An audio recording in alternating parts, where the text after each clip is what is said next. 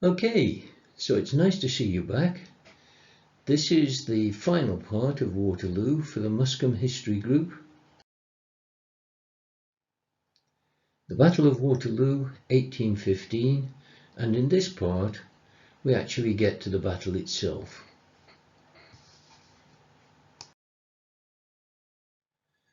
So, what of the battle itself and who are the major protagonists? Of course we have Napoleon and the Duke of Wellington, who as Arthur Wellesley had fought the French in Spain, and Gerhard Blucher, who was a Prussian general, had fought Napoleon in several previous battles.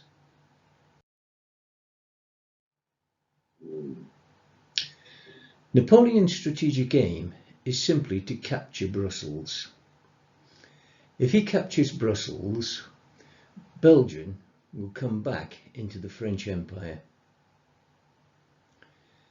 This will convert his critics in France, and it will also eliminate many of the royalist spies who are being coordinated by Louis XVIII's intelligence people who are based in Brussels itself. He will be able to unite the French nation behind him and defeat the rest of Europe piecemeal or by treaties.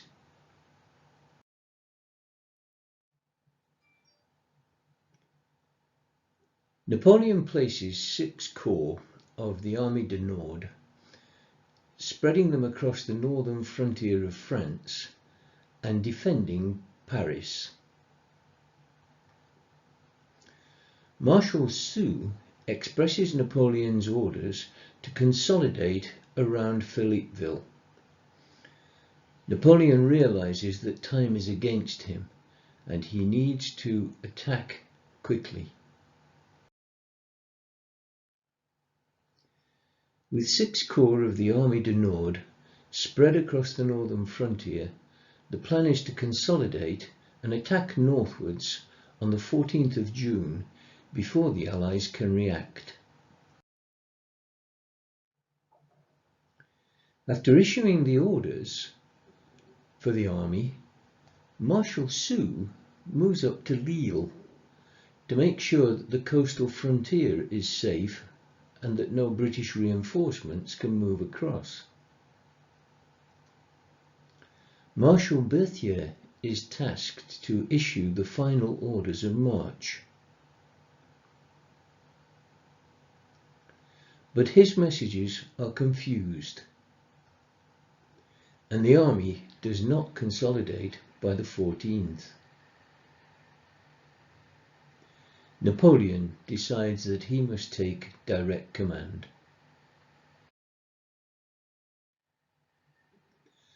By the 15th of June, Napoleon has massed his army on Charleroi, ready to drive a wedge between the Allied forces.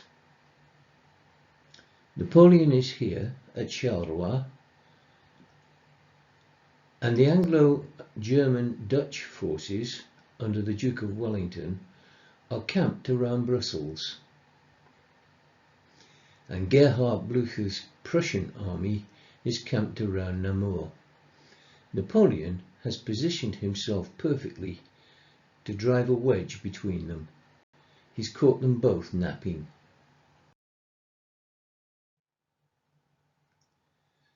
Napoleon attacks the junction of the British and Prussian troops at Charleroi. He completely surprises the Allied army because Wellington's officers were at the Duchess of Richmond's ball in Brussels. But Wellington's army quickly recovers and marches south towards Quatre Bras, which is a main crossroads which will allow it access to Blucher's forces.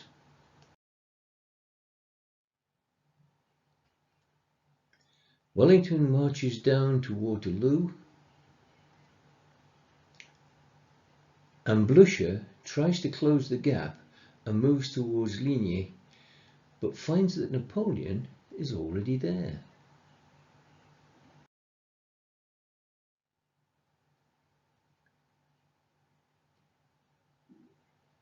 Wellington pushes towards Quatre Bras, the major crossroads of the area, where his advanced guard meets with Ney, who's been sent out to capture Quatre Bras. And Wellington also places 10,000 Dutch Belgians to cover the Brussels-Mons road.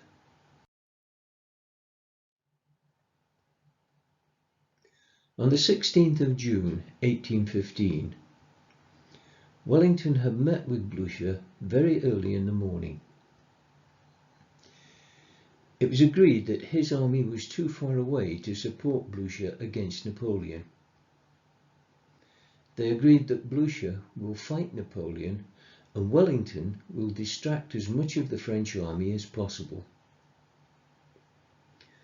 Ney attacks Wellington's advance guard, who are occupying Quatre Bras, but fails to bring up sufficient infantry and artillery support.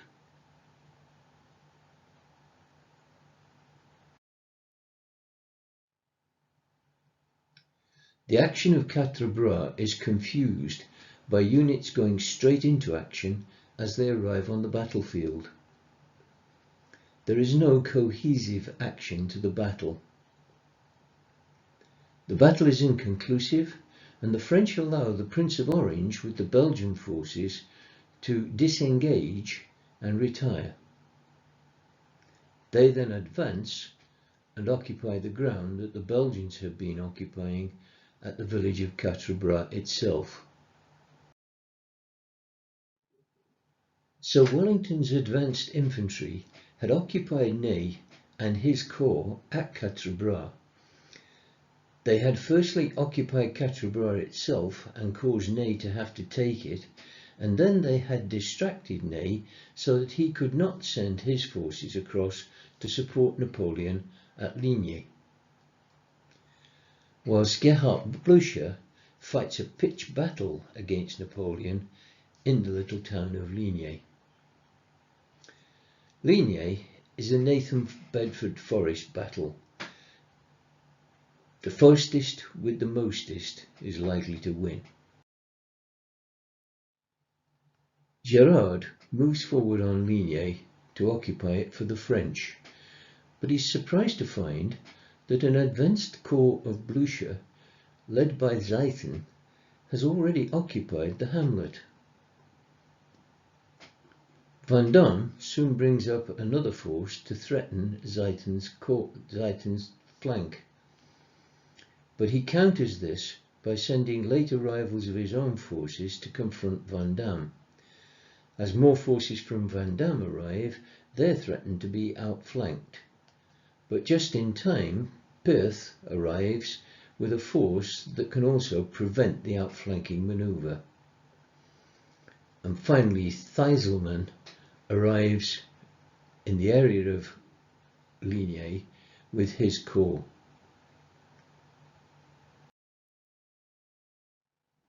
But then Napoleon achieves a strong flanking attack, and the forces of the Prussians are forced to retire.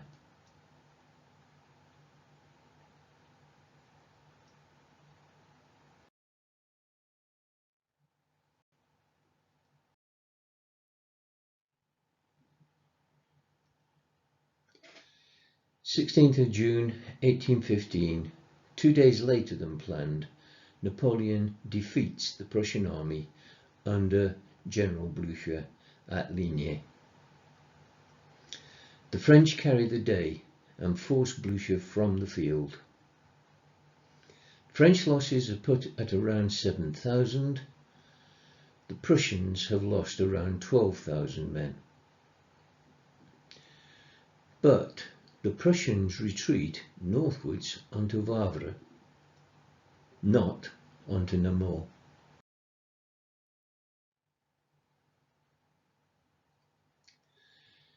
During this campaign, the Uhlans Corps, comprising of 3 divisions, 16,000 men with 30 guns, were marching to support Napoleon and attack the Prussians on their right flank. But before they can engage at Ligny, Ney orders d'Aulon to come to Quatre Bras to support him. On the way to Ney, Napoleon sees a whole corps moving away from the battlefield and immediately sends out an order for d'Aulon to return to Ligny. The corps marched to and fro all day, and they actually missed everything. Always within the sound of the guns, d'Aulon marches to and fro,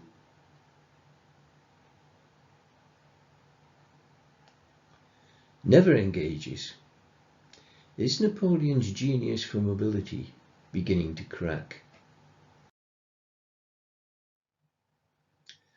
Napoleon then marches across to Ney at Quatre Bras. He is surprised and somewhat annoyed that Ney has simply occupied the crossroads and has not attempted to pursue Wellington. Grouchy's division is attached to push Blucher into retreat. Napoleon expects the defeated Blucher to fall back on Namur, keeping his route back to Prussia open. But Blucher retreats onto Wavre, maintaining contact with Wellington, and Grouchy follows in leisurely pursuit.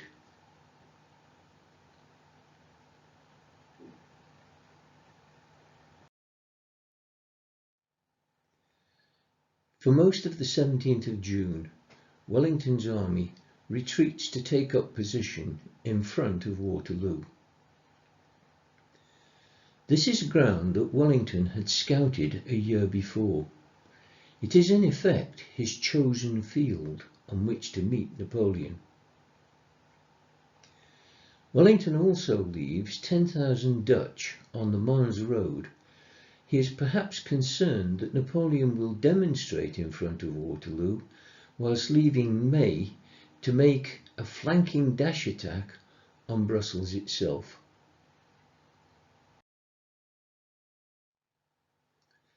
The 17th of June 1815, Wellington's army retreats to the forward-sloping field about 1 mile south of Waterloo and camps for the night, waiting for the French. Wellington retreats in good order to his chosen ground near Waterloo, and it rains heavily all night. He sends out scouts to find Blucher to ask if he can come and support at Waterloo. In the morning of the battle, he does not know where Blucher is and has had no word from him.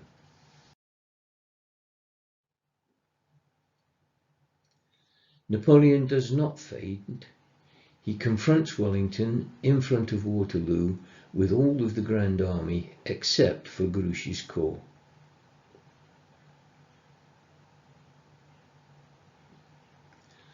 Blucher's rearguard turns to engage Grouchy, whilst most of his forces then turn towards Waterloo.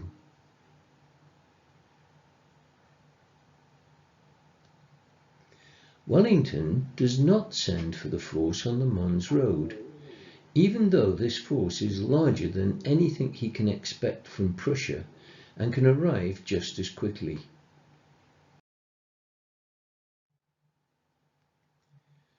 Wellington has a strong tactical advantage at Waterloo, but he also has a massive strategic disadvantage. Many of the British troops at Waterloo had served with Wellington in Spain, and they were almost always outnumbered by the enemy. They were therefore used to his guerrilla-style tactics of surprise, where he applies maximum firepower at minimum risk. They had confidence in Wellington and were steady and patient under his leadership.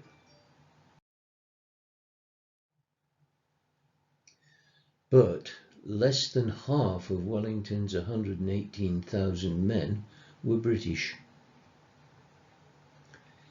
In a truly international army, Wellington commanded detachments of Germans from Hanover, Brunswick and Nassau, the Dutch forces under William, Prince of Orange, a force of Belgians and a force of Austrians. And he also had to coordinate his forces with the whole of the Prussian army. Wellington's solution was simple but very risky. He detached the foreign units into strongpoints and placed them in the reserve. He places the British troops in the centre, with his Dutch-Belgic divisions under the Prince of Orange being placed on the left wing at a strong point in the hamlet of Papillotte. The King's German Legion is in two forward strong points at La Haye-Sainte and the castle of Hougomont, with orders to hold until relieved. He then placed other foreign troops back in reserve and also kept his 10,000 Dutch off the map, guarding the Loos-Brussels road.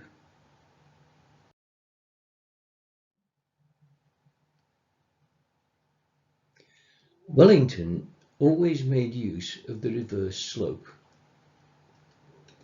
With the enemy in this direction, Wellington puts his forces behind the crest of the hill.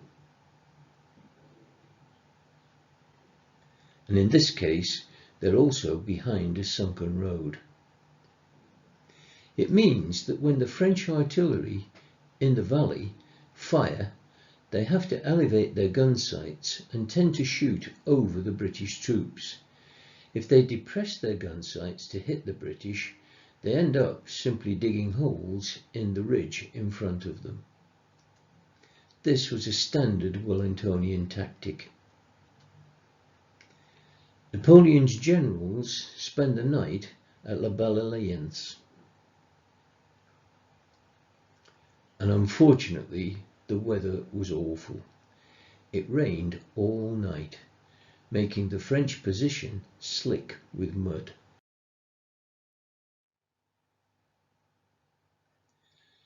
Napoleon planned for an early start to defeat Wellington before any help can arrive, but the mud delays him until mid-morning.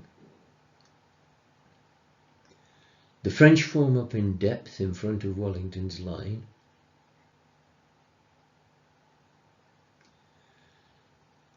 And Napoleon sets up his standard concentration of artillery cannon in front of his own men.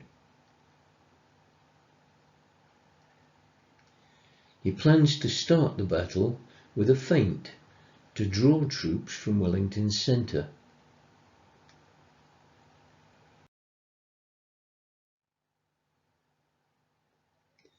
The field dries out by mid-morning, and battle can commence. Napoleon sends his brother Jerome to attack Hougomont. This is supposed to cause Wellington to weaken his centre and send troops to support his right wing. But Wellington leaves the garrison at Hougomont to defend itself. He does not weaken his centre. The fight at Hougomont is actually to last all day. Soldiers fighting hand to hand in the orchard,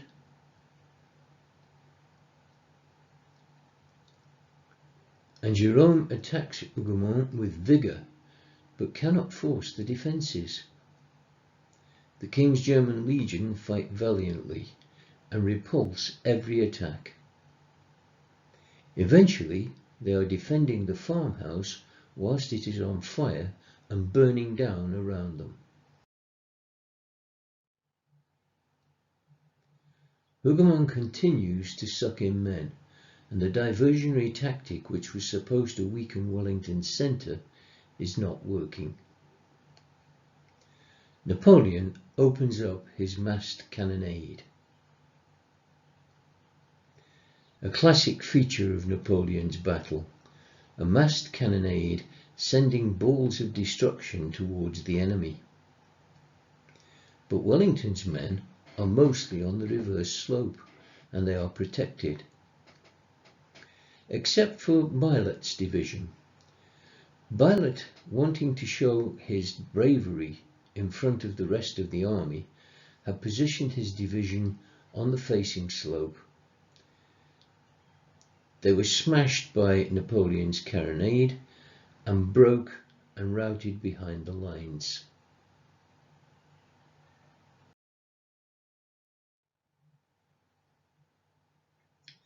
Wellington hasn't really done anything in this battle so far, except for deploying. Napoleon continues his massed carronade. Wellington's men are still on the reverse slope. Hougomont is continuing to occupy Napoleon's left flank. So Napoleon orders d'Erlon's fresh corps, bearing in mind they had not been involved in either Quatre Bras or Ligny, to attack on his right flank.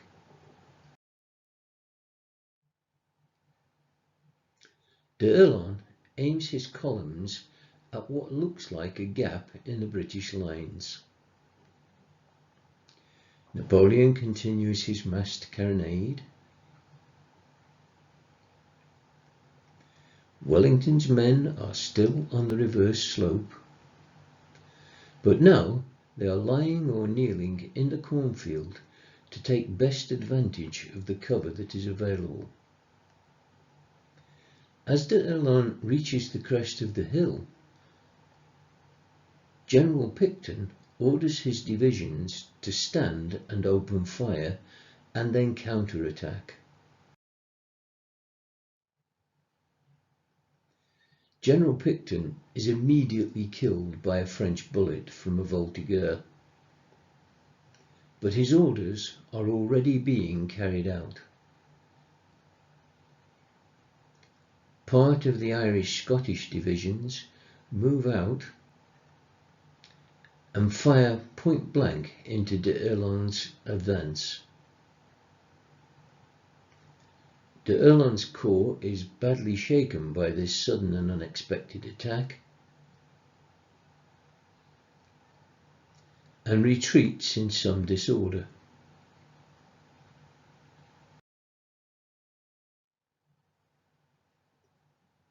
Wellington's Scots-Irish division pursued d'Erlon's corps, driving it from the field, and the heavy cavalry, mainly the Scots Greys, charged through the gap and attacked the French infantry, picking up Scots infantry on the way to Stirrup Ride.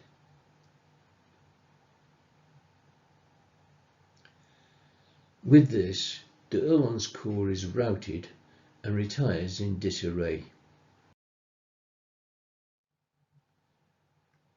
Scotland forever. The Scots Greys, the Dragoon Guards, charging into Napoleon's army. This picture shows a Scotsman's stirrup riding. It involves grabbing some part of a horse's harness and jumping so that you bounce along at the speed that the horse can carry you. And here we see a scene from the action of the Scots Greys where Sergeant Hewitt takes a standard and an eagle from one of the French officers. That eagle is still a ceremonial trophy for the Dragoon Guards.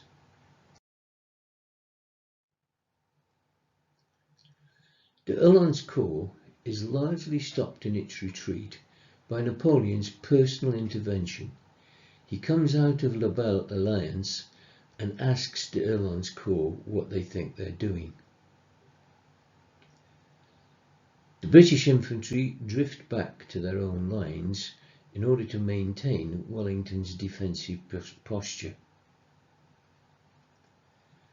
The heavy cavalry, though, is excited by their success, and they turn onto the French guns and try to roll up the French gunners.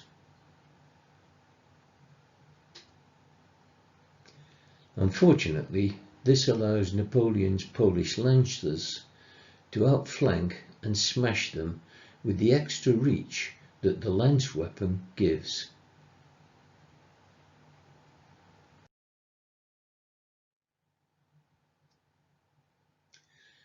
D'Erlon's corps moves aside to regroup,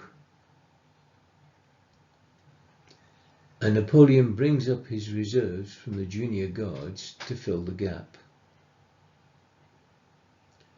The heavy cavalry tries to retreat down the valley, but in this area the mud has not dried out, and the heavy cavalry simply finds itself wallowing in a messy, slimy field, and the lancers almost wipe them out.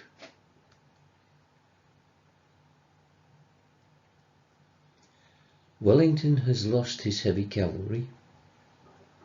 Napoleon has been badly disorganized. Hougomont is still bleeding the French left. The lancers pursued the heavy cavalry into a position where they almost wiped them completely off the map,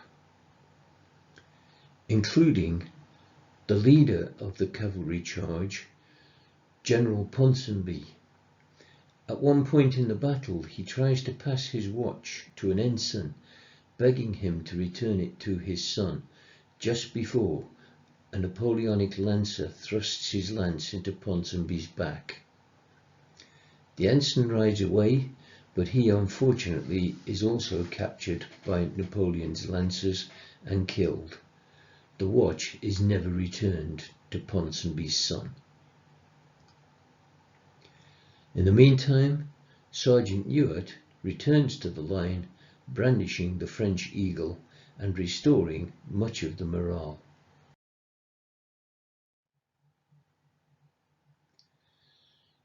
D'Erlon regroups on Planchenoit, and Wellington decides to pull back and straighten his lines. Seeing this, Ney thinks that Wellington, having lost his heavy cavalry, is prepared to give up the battle and is retreating onto Brussels. Ney acts immediately. He orders a massed cavalry charge to pursue.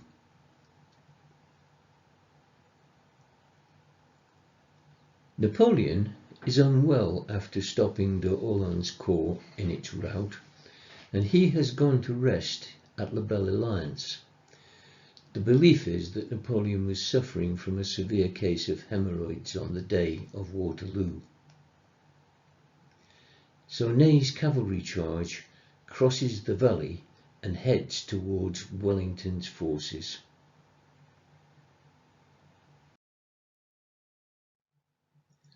Wellington had seen Ney's preparations and expected a cavalry charge, so he orders most of his army to form squares on the reverse slope. Ney's cavalry gets a nasty surprise as it crests the hill. Wellington has not retired, but is in a strong position on the reverse slopes. This forces Ney's cavalry to break up into skirmishing groups.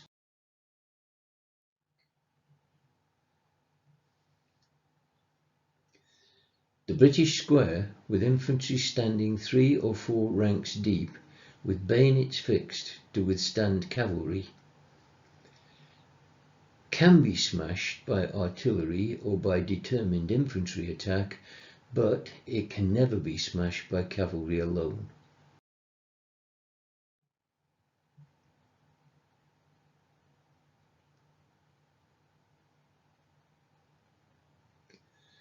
And Ney persists. Still with just his cavalry, he mounts charge after charge. In a period of 2 hours, the French cavalry makes 5 separate organised charges against the British squares. Ney even has 4 horses shot from beneath him during this phase of the battle, so there's no question about his bravery, but the British squares hold. British square is usually 3 ranks in a closed square with bayonets fixed to present a solid hedge barrier to cavalry horses. Officers and colours command from inside the square.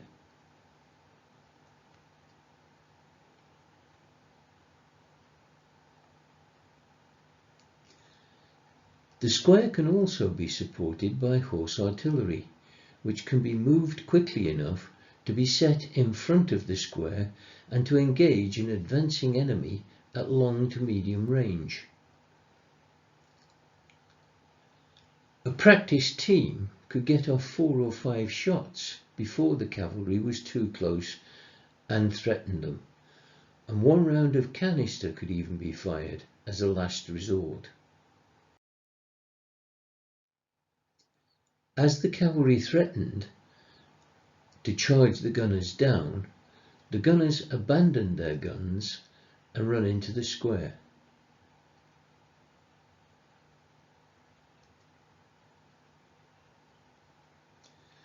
Leaving the guns to be captured by the enemy. Usually, when the guns are abandoned, they will be carried off by the enemy, or at least they will be spiked. This literally means driving a metal or wooden spike into the touch hole so that the gun could not be fired again without spending time in a workshop. For some reason, the French did neither.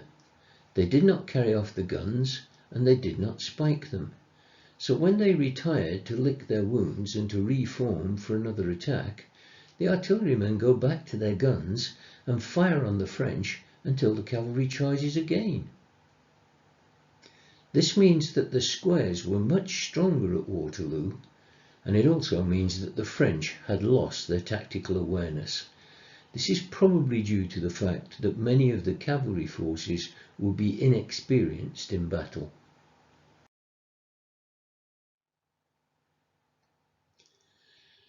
Napoleon comes back after 2 hours, and Marshal Ney sends a messenger to Napoleon asking for more troops in support. Napoleon refuses, and instead orders the cavalry to be recalled. Marshal Ney is not happy about being recalled rather than reinforced. He respectfully asks why, and receives a lecture from Napoleon on cavalry tactics. And there's no doubt that Marshal Ney had blundered by sending the cavalry so determinedly against formed British squares.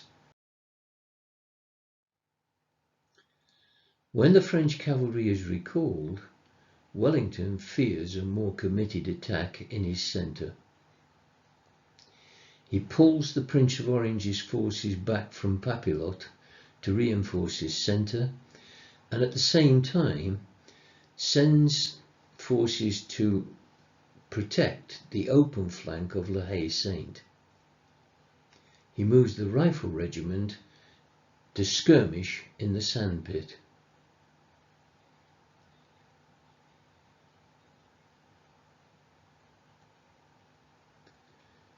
In the meantime, Hougomont is still drawing in Napoleon's men. But now Napoleon prepares for a grand attack in the centre.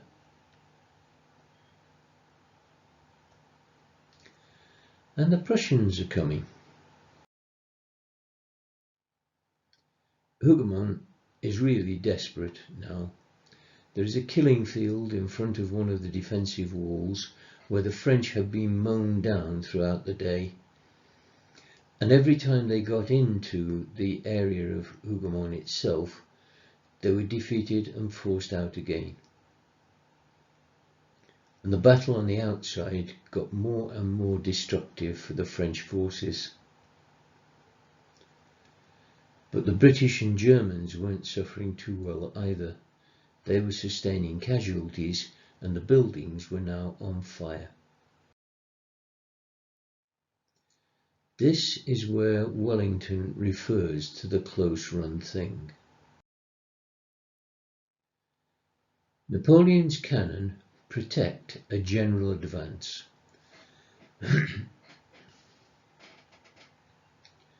Grand Army attacks Wellington's centre.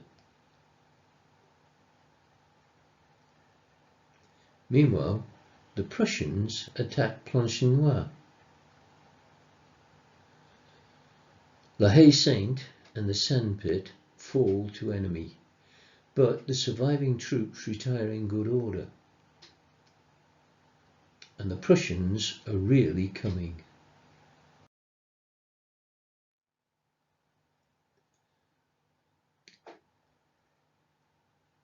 The battle around La Haye-Saint is fierce and bitter,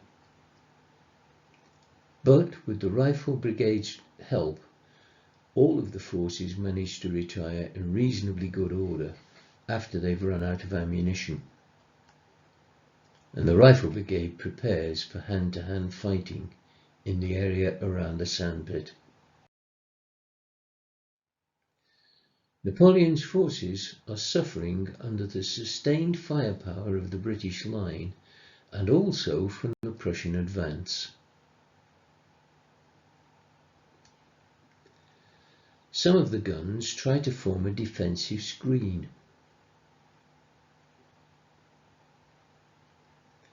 La Haye-Saint and the sandpit are recovered, and Napoleon commits his reserves, thinking victory is at hand.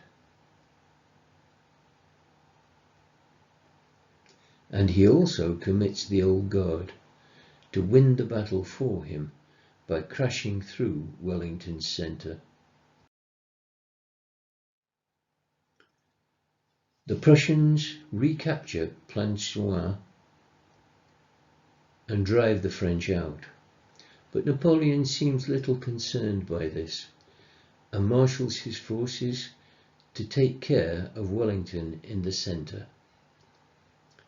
The Prussians have arrived too late, as the Old Guard marches out to carry out the final attack. The Old Guard have never failed. Napoleon believes they will snatch victory from impending defeat. But Napoleon has never been at his best in this battle, and his general staff have been pathetic.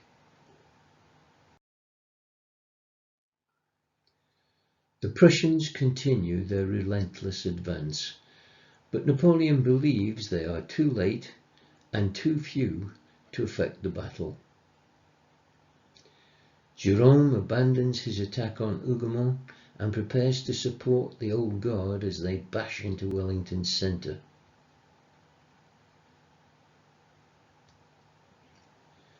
But the British manage to roll down the flank of the Old Guard and open fire.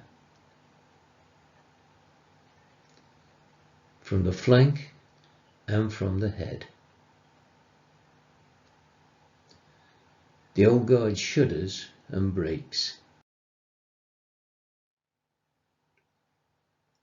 The Old Guard falters in the face of superior British firepower and retires from the field.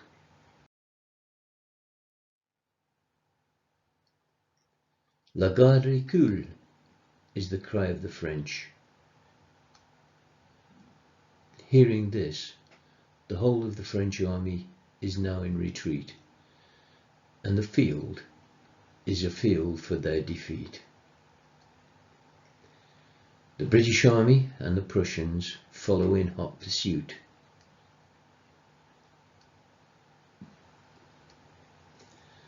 The French try to bring off their guns in the general chaos. The British organise the pursuit with the Prussians, and Wellington orders the general advance. A strange little incident takes place at around this time. The Duke of Uxbridge, who is in command of the cavalry at Waterloo, is mounted on his horse, which is standing alongside Wellington's Copenhagen. A cannonball strikes the Duke of Uxbridge on his leg, and he loses his leg to the cannonball.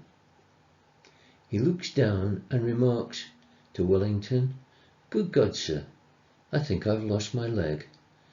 Wellington is supposed to have glanced down and said, "By God, sir, so you have." Two things are important about this incident. One is that the cannonball could well have been aimed at Wellington himself, as one of the French cannoneers tried to bring about an attack of vengeance just before the retreat. The other thing is that it marks the way in which Wellington and his brother-in-law, the Duke of Uxbridge, did not get on, and were not really cooperative during the battle itself. Wellington meets with Blucher, and they congratulate themselves and organise the pursuit more ruthlessly.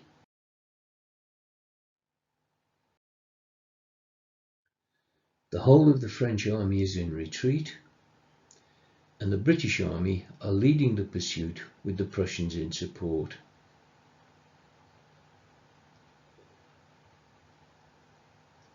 Finally, the Old Guard rallies and forms a defensive square.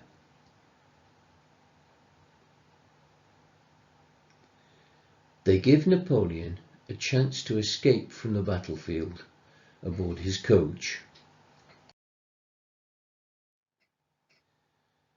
Once they stopped to reform, the Old Guard managed their resistance well. It gave Napoleon time to say goodbye to his officers and to the Old Guard, some of whom he knew well. The Old Guard disrupts the pursuit for a short while, but the Prussians continue the pursuit, and the Old Guard is surrounded by the British Guards regiments. The Prussians take the lead in the pursuit, relieving the fatigued British.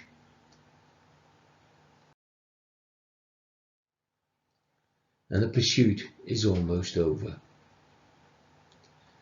The British have the Old Guard completely surrounded. The Old Guard are offered terms of surrender because of their valiant fighting here at Waterloo, but also for the way they have fought through the whole of the Napoleonic War. Their answer is quite famous. It appears that they refuse. The French army is completely routed now. The British still have the Old Guard completely surrounded, but when they hear the refusal to surrender, they open their enclosure and reveal their cannon.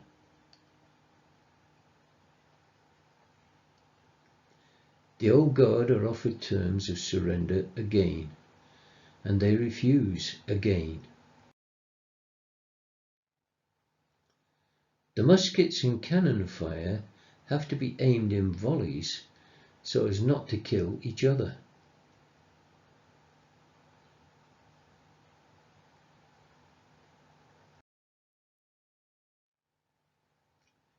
And when the smoke has cleared, the Old Guard was annihilated. The battle was over. Bravely, they refused to surrender twice and stood waiting for death.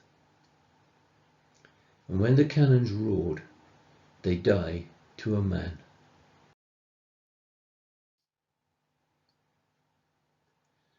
The Prussians pursued the remnants of the French army from the field. Napoleon escapes, returns to Paris, but has no support, and finally surrenders to the captain of HMS Bellerophon. The French lost about 25,000 killed at the Battle of Waterloo and about 9,000 captured by the British or the Prussians. The Allies lost about 23,000 casualties. In a single day of fighting, almost 55,000 are killed or incapacitated. This actually compares with the first day of the Somme in 1916.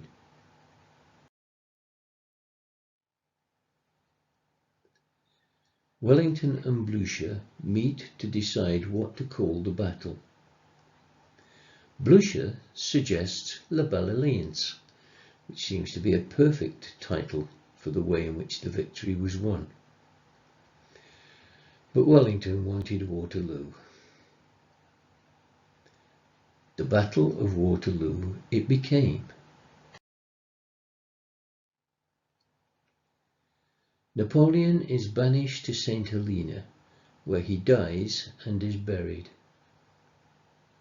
His body is reinterred in Les Invalides in Paris. Waterloo is now a railway station, and Wellington is a boot. However, Wellington is still remembered by more than only military history buffs as one of the greatest soldiers in British history. Thank you for watching this epic all the way through. I do hope you found it interesting. We will be sending out more programs in the near future, but in the meantime, I hope to see you all soon, but not too soon, and wish you goodbye for now. Stay safe.